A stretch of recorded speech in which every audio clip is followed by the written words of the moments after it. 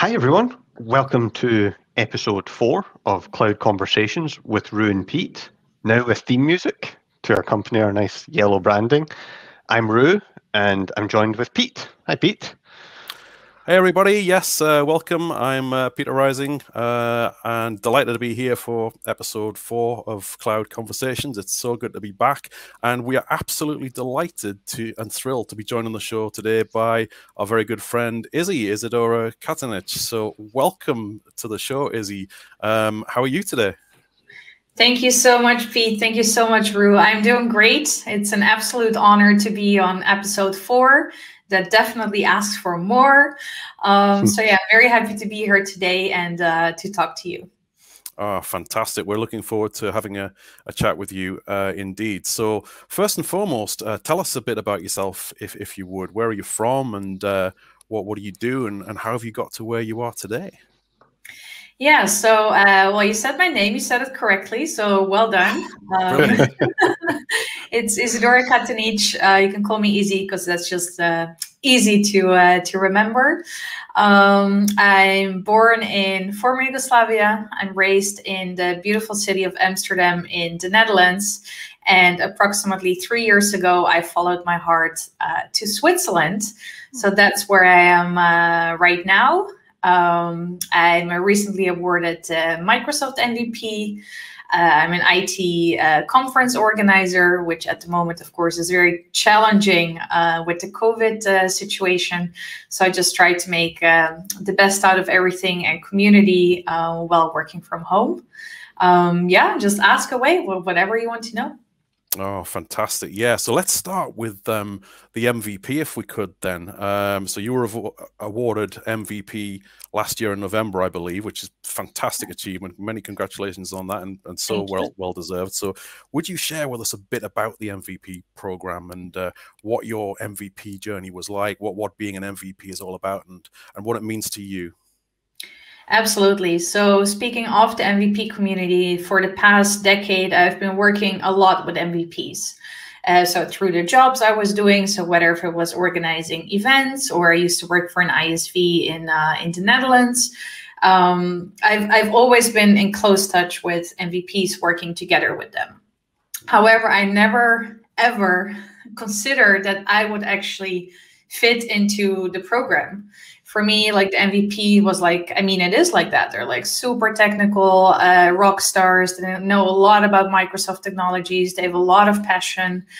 So yeah, I never felt that it would be something for me. So it was also not a goal or a dream or something I was really working towards too. However, along the journey, as I got more and more involved in the community and started to do activities myself, so blogging and speaking, starting our own video series, so really getting more and more involved. And then a few people reached out like, you are an MVP, you do so much for the community, you do it with so much passion. Yeah, you definitely deserve the title. And yeah, so then I got nominated, and you have 3 months to fill out your form. I literally waited until the very last day of it, just because I had the imposter kicking in, thinking like, yeah, I will never make it into the program, and that's really like for like the big names and so on. And anyways, I had the courage, I did, completed the form. And then, yeah, the beautiful email came on the first of the month to congratulate me that I made it to the MVP family. And since then, yeah, it has just been an amazing journey. It's so beautiful what the program brings, how many doors it has opened, how many opportunities it has given, the platform I have to share. So yeah, I'm really enjoying it so far. Oh, fantastic. Yeah. It does really resonate with me. And I think so many other MVPs and people in the community that I know, what you just said about imposter syndrome and not feeling like I totally empathize with that, because I felt exactly that. I still do. I still think, what am I doing in this exclusive club of really amazing people? But it is such a unique community, I find, in terms of some of the other communities and forums and gatherings that I've been part of over the years, and that it's so giving. People are so ready to be generous with their time and lift you up and include you and encourage you on that journey. And I've certainly found, since I've been an MVP, and I've not been an MVP, I think I was awarded 1 month before you were. I've been an MVP since October last year. And I've been very, very conscious straight away that I've wanted to give back and help get more people into the program, people who are deserving and should be in, and help them understand what it is, and make it more inclusive, get people from all sorts of backgrounds into the process of being nominated, from technical, non-technical backgrounds as well, male and female, because I think there is still a very, very disparity between the genders in the community. So have you found more women? Yeah, exactly. It's so we need more. We need more diversity in the program, without a doubt. And it's so nice to see you being an MVP, and recently our good friend Lisa at the Edge. Hello. Absolutely, so proud of her. So well deserved. So deserved, and we hope very much we can get Lisa to join us at some point on the show. So have you found the same? Have you found that you've wanted to sort of pay it forward, to use an American phrase, and try and nominate some other people yet and help them on their journey? Yeah, so definitely. I mean, of course, Lisa is one of them. I wanted to nominate, but then, of course, she already had received a nomination. However, I was very happy to support her along the way. I have someone else who recently nominated. So yeah, I think it's just an ongoing journey as talent develops. And what I also realized is, what many people I thought or think they're an MVP, and then you figure out, like, oh, wait a minute, that person is not an MVP. And yeah, so yeah, I definitely hope to get more people into the program. Yeah, so true. I mean, I thought you were. I was surprised when I saw that you. I'm now an MVP. I'm like, surely Izzy was already an MVP. That happens so often in the community, that you think people are already there, but they're not. So, but it's been so good. But anyway, moving on. You have been producing a fantastic community video series called Head in the Cloud, Heart in the Community, with your very with your very good friend, the wonderful Holly Lehman from the States. She works at Microsoft. Someone else we will absolutely want to be having as a guest on our show in the very near future. So, and like Rue and myself, you and Holly have never actually met in person yet, have you? Due to pandemic time. So it's very, very strange setting up something like that with somebody you've not met. But it shows that the bonds that you can have with people in pandemic times are not limited to meeting in person. But can you tell us how this show came to be, how you got introduced, and also can you give any sort of tips for aspiring or fledgling community broadcasters like Rue and myself, or what makes a great YouTube show or podcast in this community? Yeah, absolutely. Great question. Yeah, for many people, it's still surprising when we say, like, Holly and I have never met. Because we have gotten so close. And indeed, like you say, like, you're not, I mean, of course we're limited, right? Because we're not meeting in person. However, it does not eliminate making new friends. And that's something that it's a positive, which for me came out of the pandemic, is indeed getting closer to Holly. We were supposed to meet in March 2020, when I was supposed to travel to Seattle during the MVP summit, not as an MVP, but in the same time frame to be in Seattle. So we were very much looking forward to meet in person. However, MVP summit got canceled. Of course, everything what happened in March 2020, I'm sure I do not need to repeat.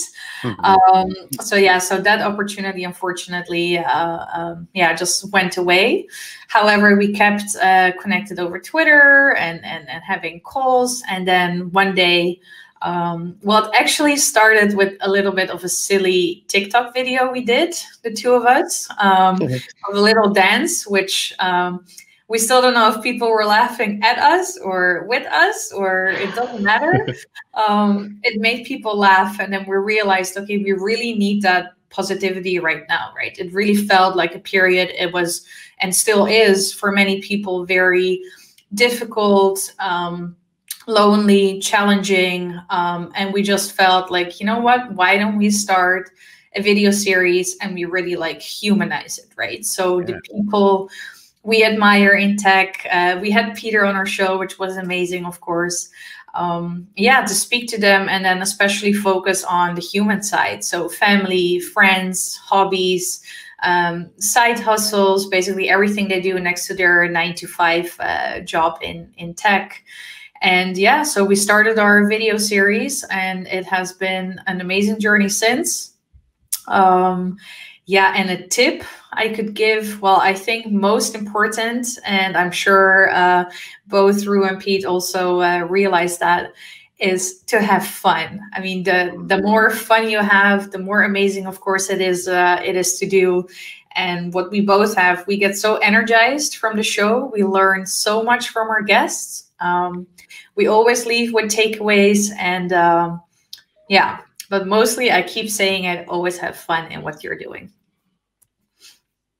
Yeah, I totally agree. I mean, certainly one of the things I've found since myself and Pete started this show is that going in a little bit nervous, putting yourself out there, you might not get the whole internet looking at you, but it kind of feels that way, you know, and you're a little bit nervous that folk are going to be judging you and you don't want to make a mistake or any of that kind of thing. But as it goes and as you just start talking to cool folks, you know, kind of talking to folk who you've maybe only ever communicated with on Twitter or on LinkedIn and stuff, and just having that face-to-face communication with them, it's just fun.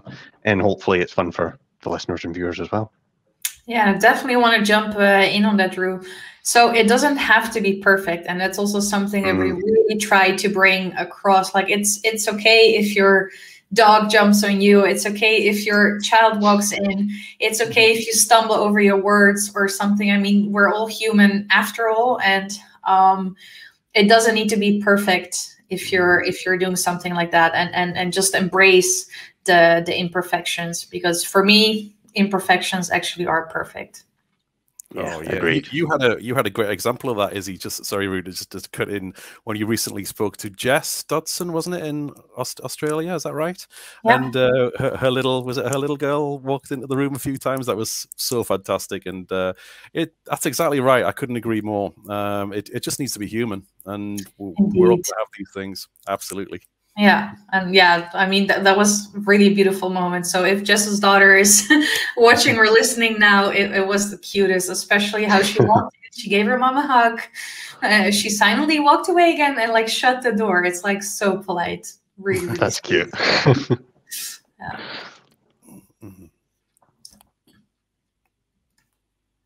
Cool. Here we go. We're having a human moment now. Rue and I don't know which one's going to speak. So okay, I'll jump in. One of the things, maybe we can put some editing in there, or maybe we won't. But one of the things I want to kind of pick your brains about is with regards to kind of your activities, and you're the organizer of Experts Live Europe and Experts Live Switzerland, if I'm not mistaken. Can you tell the folk watching the show what that's about, what your involvement is, and how you managed to cope with that over the last year? Yeah, absolutely. So for the ones who do not know, the brand Experts Live, it's a IT community conference which started, I believe now over 10 years ago in the Netherlands by Microsoft MVP and RD Martin Goed, who's currently working at Wortel. And I believe your first guest was from Wortel, right? Yes, that's right. Yep. Yeah. And yeah, he started it as a small user group in the Netherlands for people interested in Microsoft technologies. Then that brand grew bigger. It reached other countries. I got involved to co-organize the European edition and the Swiss edition, which in the past years has been an absolute blast to bring the Microsoft community together for 2 or 3 days conference, fully focused on Microsoft tech, cloud, data center, security, modern workplace technologies, and of course having a lot of fun and networking together. However, now, of course, it's impossible. We cannot have our 3-day international in-person event with 500-600 attendees coming from all over the world. It's just, yeah, just something we cannot do right now, which makes me very sad because I really miss our community friends. I really miss the people. I miss the whole conference vibe, the fun. But yeah, not just Experts Live. I mean, there are tons of other conferences I really, really miss to be in person. There are so many great people in the community who are organizing their events, as well as large Microsoft conferences like Microsoft Ignite or the Tour. Cannot wait to have that back. So am I right that you spoke at Ignite as well? Is that right? So I did at the virtual edition, and actually at the last one, I actually had a live segment, which was very exciting, very scary, but also very exciting. And that's, I also think, a positive side effect, like the opportunities we have today to speak at like such conferences. And for example, recently Holly and I did a session in Lagos, Nigeria, online for a university class full of students. And I think if it would have been in person, we would not fly from Switzerland to the US to Nigeria for a 60-minute session, right? That's and I think now with pivoting to this virtual events at the moment, we have a lot more opportunities to share worldwide. Yeah, agreed. It seems to be breaking down quite a few barriers for entry that a lot of folks, speakers might have to getting into the speaking circuit. You look at conferences and things like that, and as they move online, making that leap from being someone who is a consumer to someone who's a presenter, to me, it seems like it's a bit easier now because you're giving up a little bit of your time, obviously, to prepare for it and then do it, but you're giving up a little bit less of your time, and also just the nerves involved in actually stepping on a plane and traveling to some other country to go and speak to a room full of people. Maybe a little bit easier if you're just talking to your webcam. Yeah. For me, that's double scary because I'm terrified of flying and I'm terrified to be on a stage. So oh, right. Okay. Jeez. A lot of fear. You would never know it. You would never know it. Well, yeah, that's a good point, actually. So, Megan, I guess if you do find it a bit daunting to do the speaking and things like that, what are some tips that you could give folks watching that you've used to kind of overcome that? Yeah, so in my case, so at the beginning, so I'll make the differentiation between actual on stage and now online. So first on stage, well, as a conference organizer, you just have to get there for the welcome words, for the closing words. You have to get on that stage, and I would literally get sick the days before. Like I would be so nervous. Oh, wow. Yeah, but my luck was having an ally next to me so that I would not be alone, right? So you feel you're together, and that if I would do something wrong or if I cannot remember my words or anything, then there's another person there to step up. So I think for a starter, that's definitely a tip I would give anybody. If you're too nervous to go alone, get an ally, a friend, somebody in a community, somebody in the same space. And there's so many amazing people who are willing to help. So don't be afraid to ask. So that's a tip I would give for if you're actually getting on a real stage.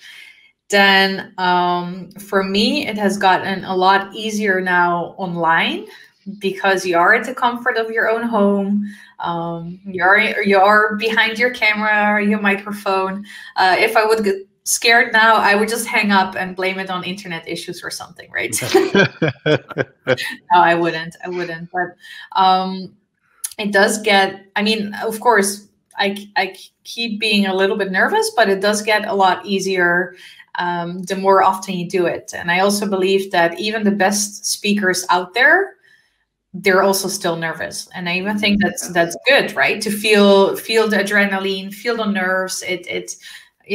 I also think it's very motivating rather than just, all right, okay, next session, let's just get it over with. Okay, done. So yeah, don't be afraid for those nerves. Yeah, it's good to know that other people are in the same boat as you, that they're all getting those nerves, because I certainly do. I've been speaking about a year now, probably, and I've never been on a stage yet, so that is still to come for me when we're all out in the world again, and I'll definitely be getting your top tips a bit more if that ever happens for me. But it's just so nice, because every time I do a talk online, I'm like you. I've got the butterflies in my stomach. I'm still nervous. I still think. I look at it back later and think, oh, that wasn't so good. I was stuttering. I was erring and umming, and I have Tourette's as well. So sometimes I'll sniff and cough and think, oh, I was obviously really nervous that day. So, but it's so nice that you're not alone. Everyone feels these things, and there's always someone there to support you and give you advice and on how you can do it better. Yeah, so I want to highlight on that, Pete. Don't feel like, oh, when you watch back, like, oh, I shouldn't have done that, or I coughed, or indeed I moved, or something. I mean, often you see that, but the audience doesn't, right? The audience is not focusing on how are you moving your head, or did you cough, or they really focus more on the content, what you're sharing. Well, you will look at yourself and be like, oh, why did I do this? But don't feel that way. And of course, I've seen more of your sessions, and you're doing awesome. So don't feel that way. Well, thank you so much. That is really means something coming from you, Izzy. Thank you. I guess if I could kind of pick up there. So one of the things I've noticed through having conversations with folks like you guys, but it seems that it never goes away insofar as the bugs in your stomach maybe before you give a big talk, and then for example, watching just Netflix documentaries and things, you see that even folk at the absolute peak level of things such as athleticism, before they go into a match or a concert or anything like that, everybody gets it. And to me, when I think about it, it can only be a good thing, because it shows that you care about it. It shows that you've got a level of investment in it, and it's just, you kind of just need to kind of play a little bit of games with your brain and say, okay, we'll take that nervousness and then just turn it into excitement, because they're quite similar insofar as how they make you feel, goosebumps on your skin and all that kind of stuff. But I guess moving on from the speaking and things, one of the things that I believe you received an award for was the Azure Heroes Inclusive Leadership Award, and that's awarded by Microsoft. Can you just talk a little bit more about that and what that means?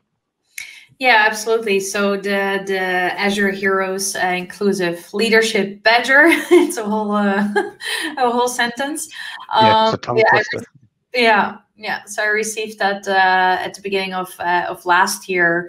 It's actually amazing everything what happened in 2020 in terms of community and awards and MVP and Azure Heroes and so on.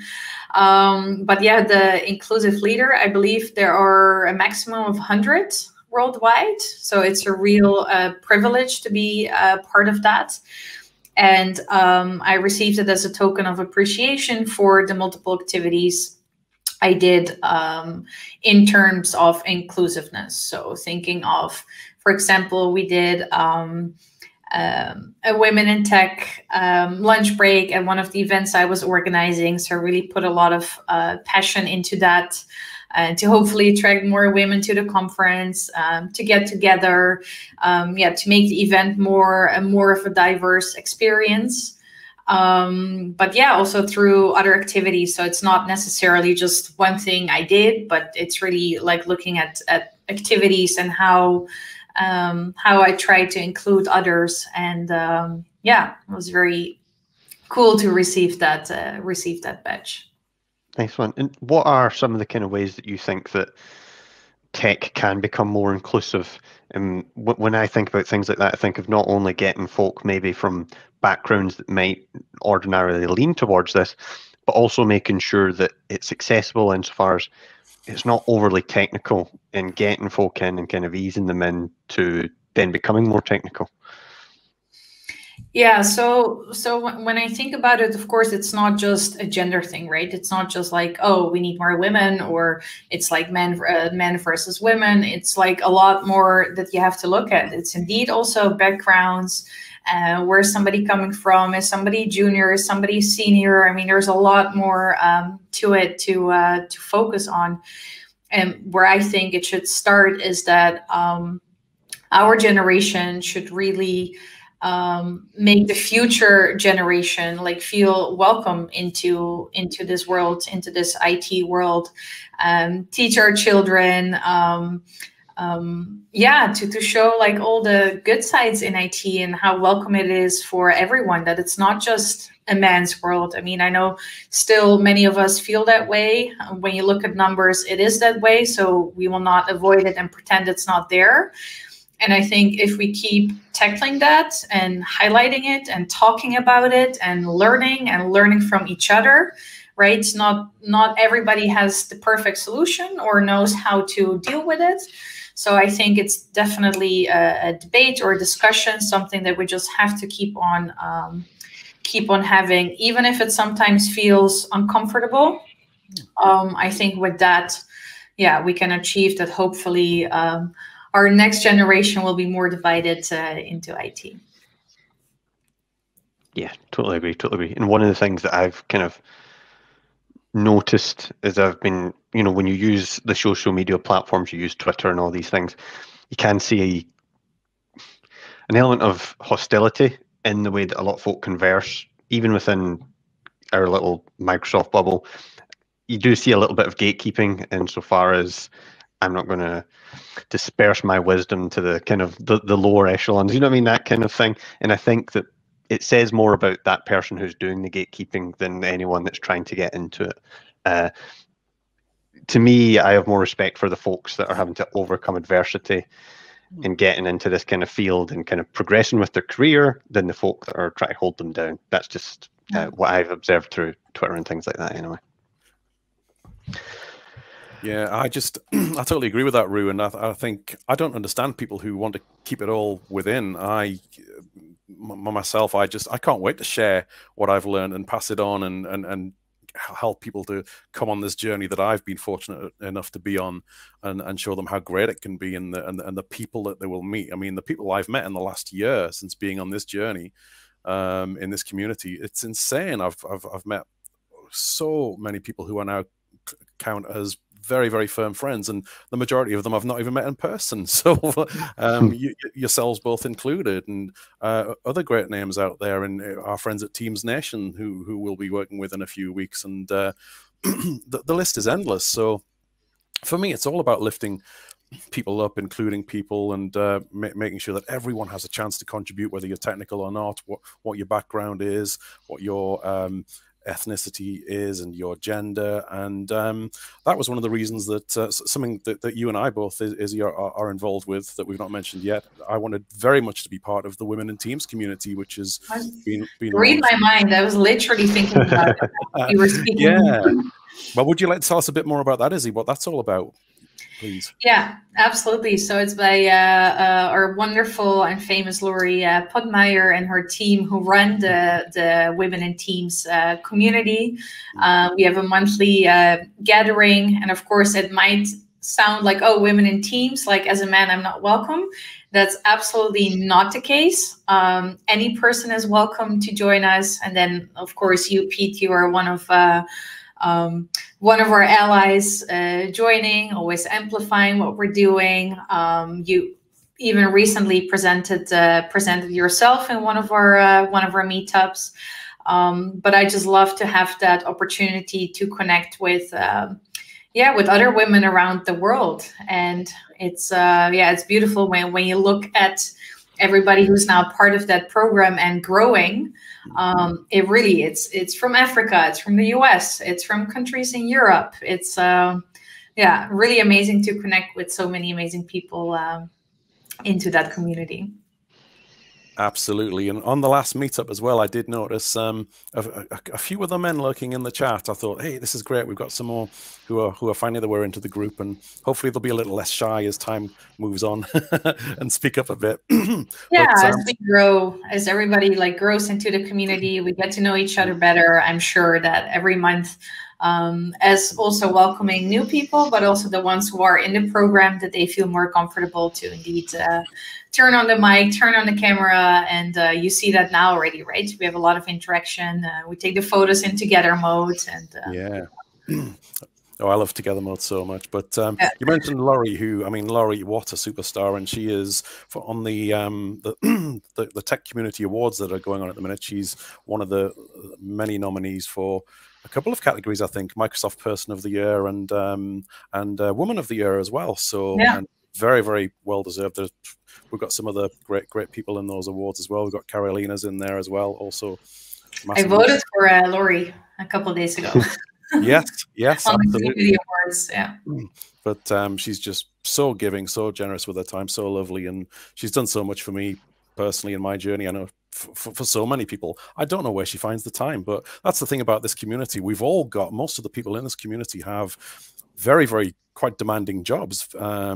So the fact that they give their time outside of this, sometimes to the degradation of their own families, it's important to keep that balance, isn't it? And I know for you, I mean, you live in a household where your partner Thomas is in that community himself, so I guess that helps a bit that he gets that and is part of it also. Do you find that an advantage?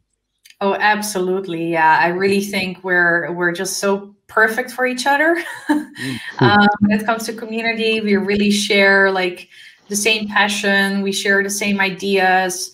It's so amazing when somebody really understands what you're doing and that you understand the other person. Also, on the other hand, it's like you sort of like never switch off. So like before we go to sleep, we're still like discussing, I don't know, whatever new feature which has been announced or something in the community. It's like it's always there. But I honestly really love it because we totally understand each other's job. We understand each other's passion, especially now with like, before we would both travel a lot to in-person conferences. And then, for example, if you're in the US, you're in the US time zone, you're dedicated to the event. It's very clear.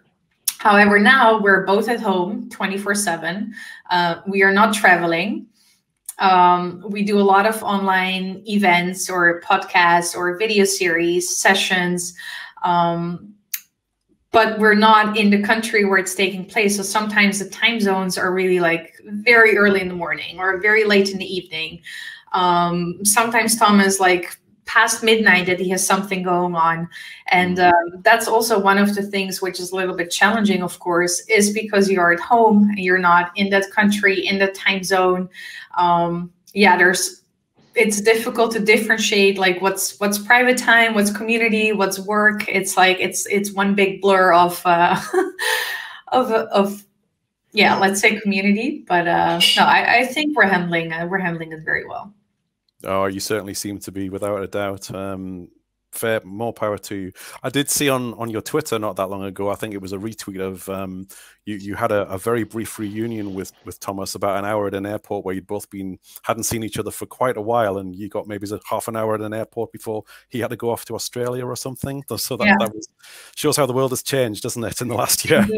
Indeed. Yeah, absolutely. For us, it really went upside down. That was indeed our lifestyle at the beginning. I was living in the Netherlands. Tom was living in Switzerland. We both had extremely busy schedules when it came to work and travels, that sometimes we indeed had to be creative. Like, all right, so actually you'll be a couple hours at that airport. Why do I not like fly over there and then we can have like lunch or dinner and then you continue? And yeah, I'm very thankful that now that actually we don't have to do it that way, that we're both at home. It's a lot better for the environment. It's a lot better for ourselves. I mean, there are many, many positive things I try to take out of this pandemic. Absolutely. That's one of the things I would like to kind of pick your brains on, is because it's something that I'm definitely guilty of, and probably a lot of folks are since the pandemic, is that blend of work into the personal life, and it's probably doubly so difficult for you. How do you kind of draw that line, or do you draw that line? Well, so I really find myself in doing activities which are not behind a computer. So I love doing yoga. I have like a fixed schedule of doing yoga. I love biking, mountain biking, especially here in Switzerland. It's absolutely beautiful. So yeah, those activities when you're out and you're away, I mean, that really is like dedicated private time. I love cooking. Sometimes I'm actually cooking with like a screen watching something, so it's not really really disconnecting. But yeah, I think as soon as we're back to, I always find it difficult to say back to normal, because I just don't know how it's going to be like after the pandemic ends. I'm sure a lot of things that we are so used to are changing, will change, will stay changed. But yeah, I think it is going to be easier to differentiate private time, work time, community time, when it becomes more like, okay, an event, you're actually traveling to an in-person conference, and you know, like those 5 days I'm there, or when you have vacation and you're like not at an event. Yeah, I'm looking forward to making it more balanced. Yeah, definitely. I mean, do you ever feel guilt at not being able to kind of switch off? Because I know that's something I struggle with, insofar as if I'm sitting watching the TV or something like that, I kind of thinking, oh, I could be doing something a bit more productive just now. But deep down, I know it's probably needed to kind of chill out, you know, take a step back, kind of a refresher. Is that anything you've struggled with? Yeah, so let's say, for example, okay, maybe not now because we're not having like in-person conferences, but like before, running a conference, it comes with like a lot of responsibilities. So you're responsible for your attendees, you're responsible for your sponsors, you're responsible for your speakers, you're responsible with everybody at the venue. I mean, there's a lot of people that you're involved with. And yeah, when somebody asks a question, whether if it's over Twitter or an email or whichever platform they reach out to you, I mean, of course, you would feel guilty not to get back to them as soon as possible, because they really rely on you and your answer. And yeah, I think that's something that many of us struggle with. It's like, how do you actually switch off? And one of the tips I actually thought or learned when I go, for example, away for a weekend for a few days, or I go visit my family, I'm like, you know what? I'm going to delete the Outlook app from my phone. And that really works, because if I don't, I'll be checking my email all day long. So that's one tip, which really helps me. It's just I delete the Outlook app, and I have by default, I have like all my social media notifications off. So I only open Twitter when I feel like opening Twitter, which is often because I love Twitter. But yeah. That is such a good tip, such a good tip. And I've started doing the same in recent times. When I take a bit of personal time off work, I've got better at this, of doing exactly what you said there, getting rid of the Outlook app and turning off WhatsApp and all those distractions to try and focus on my on what I should be doing in that time off, spending time with family and recharging and doing all those things, or things like you just mentioned there. I mean, you mentioned yoga. Yoga is such a good way to relax, and I try and do a bit, because my wife Louise is a massive yoga fan. She always has been. In fact, she was a qualified yoga teacher for a while, a few years ago. But she doesn't do that anymore. But she encourages me to do some yoga with her sometimes, and when I do, I just find it so beneficial to just take that mind somewhere else. And I don't know if you are aware of a channel on YouTube. It's Yoga with Adrian, is a really good one. I think she's definitely worth checking out. Okay. I have my personal teacher. Oh, wow. Yeah, we really have like our one-on-one session. So that's that's really nice. Amazing. Oh, that's so important. Online. So important, but cool. One thing I do want to ask you about is, I know that you're very, very passionate about something that you did just before the pandemic hit, which was some volunteering that you did in Asia and in Indonesia and Vietnam specifically. Could you share with us a bit about that experience, please? Yeah, absolutely. So maybe if you're watching or listening now, you recognize yourself and the feeling that you thought, at least for me, was from whenever I was, I don't know, teenager, in my teenage years. I really, really wanted to travel abroad, far away from home, volunteer, give my bit of trying to make the world a better place. However, I always had, well, you can call it excuses, you can call it reasons, why I didn't go. So whether if I did not have the finances to do something like that big, or if I did not have the time, or because I was studying or working or moving to Switzerland, or whichever reason was there not to do it. And now, and when I look back, it's the absolute perfect time. I felt like, all right, I have to do this now. I wanted this for so long. I am going to do it. I'm going to plan it. I'm going to take 1 month unpaid leave from work, and I'm going to look for a volunteering project abroad. And so in February 2020, I traveled 1 month alone to Indonesia and Vietnam. And when I look back now, I mean, February 2020, it actually was the absolute last opportunity to do so, because as of March, everything shut down. Actually, during the volunteering, so I was first in Indonesia, teaching underprivileged children English, computer classes, games, singing, a lot of interactions. And my next program was in Vietnam, where I would teach in a school English. However, then I received an email from a program manager that the Vietnamese government is shutting down all public schools due to the virus, which at that time was mainly spreading in China, right? In Europe, it was not, for us, at least back home, well, I was on that side of the world, but it was not as big as where it has gotten today. Yeah. And so that changed a little bit of my plan. However, they said, like, we do have an orphanage with children with disabilities, and of course that does not shut down, because where would those orphans go to, right? So that remained open. And yeah, they said it would be very thankful and grateful if I would still travel to Vietnam and to help them there, and I did.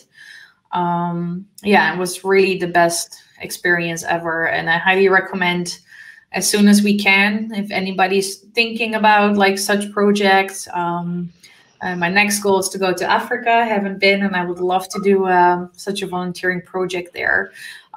Just do it. It's so it's so rewarding. You get so much back. It's not just giving, but you get so much love. And those children, they're so thankful. They really appreciate you being there. And I just really hope a lot of people who want to do this actually will find a way to do that.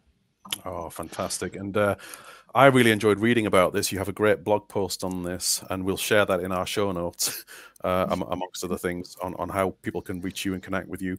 But I loved reading about that. The children just looked so amazing. I particularly got a kick out of seeing when you got them their first ever McDonald's, wasn't it? Oh, yes.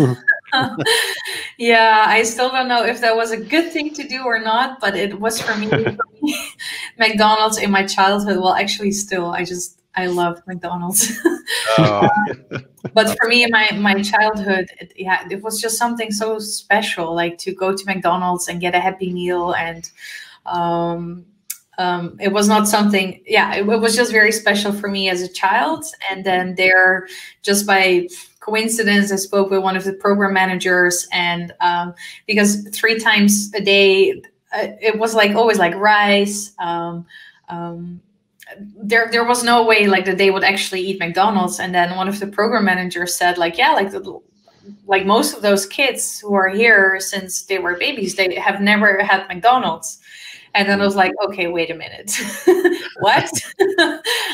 I want to change that. And so I went to a McDonald's location, and I sat down with the manager. I explained that I was at the orphanage, and that I wanted to order 60 Happy Meals. And so we did, and it was just beautiful. Like, especially some of the kids like looking at a burger and then back at me, and then questioning like, how am I supposed to eat it? And, it was really, and to see their faces and the whole experience afterwards, because of course it comes with a toy, right? So once they were done eating, that like all the kids got together and they were playing with the little toys which they got, and that was really, really fantastic. Oh, beautiful. Do go and check out that blog because it's such a great read. I'll give you a little warning. If you are like me and you have a terrible phobia of snakes, there is a picture of a big snake in there. And I jumped when I saw that because that is one of my all-time fears. Oh, so... But we've all got something like that, haven't we? Because you mentioned, Izzy, just now that you don't like flying particularly, which for somebody who likes to travel around the world, all the time. quite difficult. How do you cope with that? How do you deal with that? Or do you just sort of give yourself a talking to and say, "I'm just going to do this"? Or do you have any coping mechanisms for dealing with that sort of fear? Yeah, so I mean, I tried so many different ways, like a course, then I have an app, and then I have like breathing techniques, and then I read a lot, or I have a quick chat with the pilot or the stewardess. But yeah, it's so for me, moving from one country to another, having my family live abroad in multiple different countries, having conferences which are out of the country. There's just so much going on. And then I realized if I would not fly, I would miss out on that opportunity, or I would not be able to see my family in Canada. For example, when I go to my family in Amsterdam, I usually take a train just so I can avoid the flying part. But yeah, it would just be such a waste not to go. So I just try to think of like all the positive that comes out of it and just do it. And then, I mean, if the flight is calm, I'm pretty okay. But as soon as like heavy turbulence starts, I'm convinced like, all right, this is not okay. Okay. I'm much the same. Actually, I'm afraid of so many things. Actually, I'm a big wuss, but I don't like snakes. I don't like flying either. I'm like you on a plane, and I haven't been on a plane in a long time. I think 2014 was the last time I was on a plane. And when I hit turbulence, I just grab onto the seat like that, rigid. I'm just petrified. And the other, I don't like enclosed spaces either, so I don't like getting into lifts or elevators. So I'll happily walk up about 12 flights of stairs to avoid getting in a lift. So I'm just a big scaredy cat. But but I totally agree with what you're saying. It's something worth getting over for sure, and I applaud you for doing that. You'd miss out on so much if you didn't. I'm just very conscious of the time that we're taking up of your busy schedule, because I know how busy you are, Izzy, and we really appreciate it. But Rue would never forgive me if we didn't allow him to ask you a specific question, which is feline related. So over to you, Rue. Yes, of course. So being a cat dad, a begrudging cat dad, never really had much interest in cats until last March when I started a new job, which was supposed to involve a lot of traveling. So we got a cat because that would keep my my then fiance company. Then we got locked in our house for what's gone on for more than a year. So turns out we didn't really need to do that, but I'm now a cat dad of 2 kittens. I'm aware that there is a hashtag called Get Izzy a Cat. Tell me about that. Yeah, so on the other hand, I always grew up with cats. So both my parents, my sister and I, we were absolute cat lovers. We always had cats in the house. Even when I moved out of the house, went to university, lived on my own, I had cats. Yeah, well, I'm not a crazy cat lady, but you can say I really love cats a lot. And then I moved to Switzerland, and yeah, there was, I mean, of course, there's a lot missing for me. Like, I miss my family, I miss my friends, I miss cats. And yeah, I just tried and tried and tried and tried to convince my fiance, Thomas, for us to get a cat. And I mean, to be fair, he is a little bit right. Like, we travel so much, we're so much away, we're like away at the same time. Like, what are we gonna do with the cat? And I'm more like, yeah, we'll figure something out. Like, somebody can come take care of the cat. But anyways, then the pandemic hit, and then I felt like, like this is now my chance to be like, okay, well, we're both at home all the time, so we will not have to leave the cat alone. But yeah, we also have to be realistic that at one point traveling will get back.